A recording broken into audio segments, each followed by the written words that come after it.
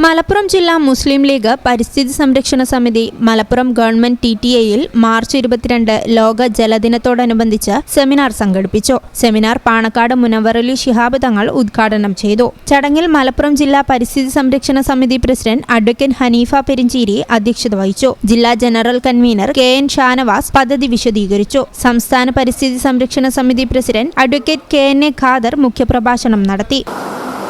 അപ്പോൾ അതിനുവേണ്ടി ഐക്യരാഷ്ട്രസഭ നടത്തിയ പരിശ്രമങ്ങളും വാസ്തവത്തിൽ ഫലപ്രദമായി തീർന്നിട്ടില്ല. ലോകരാഷ്ട്രങ്ങൾ അത് അംഗീകരിക്കുന്നില്ല. ഇപ്പോൾ ട്രംപ് പ്രസിഡന്റായി വന്നപ്പോൾ അമേരിക്ക ഫസ്റ്റ് അതൊന്നും തന്നെ പോയി. നമ്മുടെ ഇന്ത്യക്കാർ പറയാം ഇന്ത്യ ഫസ്റ്റ് എന്നല്ല. അപ്പോൾ നമ്മളെല്ലാവരും ഫസ്റ്റ് ആവാനൊരു മത്സരം വന്നാൽ പിന്നെ സാമ്പത്തിക വികസനത്തിലാണ് ആ പ്രധാനമായിട്ടുള്ള മത്സരം വരിക. എൻവയോൺമെന്റൽ പ്രൊട്ടക്ഷനിൽ അമേരിക്ക ഫസ്റ്റ് എന്ന് പറഞ്ഞാൽ ഓക്കെ, ഇന്ത്യ ഫസ്റ്റ് എന്ന് പറഞ്ഞാൽ ഓക്കെ. അതല്ല, സാമ്പത്തിക വികസനത്തിൽ നമ്മൾ ഫസ്റ്റ് ആവണം എന്നാണ് ആ പറഞ്ഞതിന്റെ അർത്ഥം.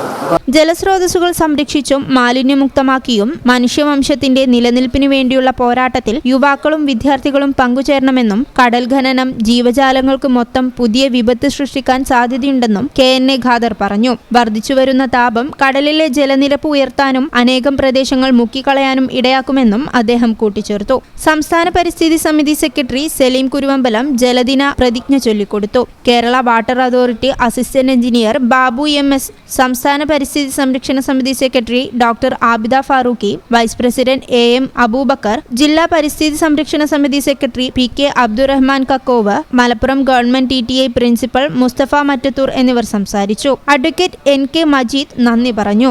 തുടർന്ന് നോ വാട്ടർ നോ ലൈഫ് എന്ന മുദ്രാവാക്യമുയർത്തി പോസ്റ്റർ പ്രകാശനവും ചടങ്ങിൽ നടത്തി. ഈ channel Malappuram. Nadakkavil hospital academy of paramedical sciences, Nadakkavil hospital building, Valanchery, Malappuram. Phone number 04942084 010 7034 07 1111.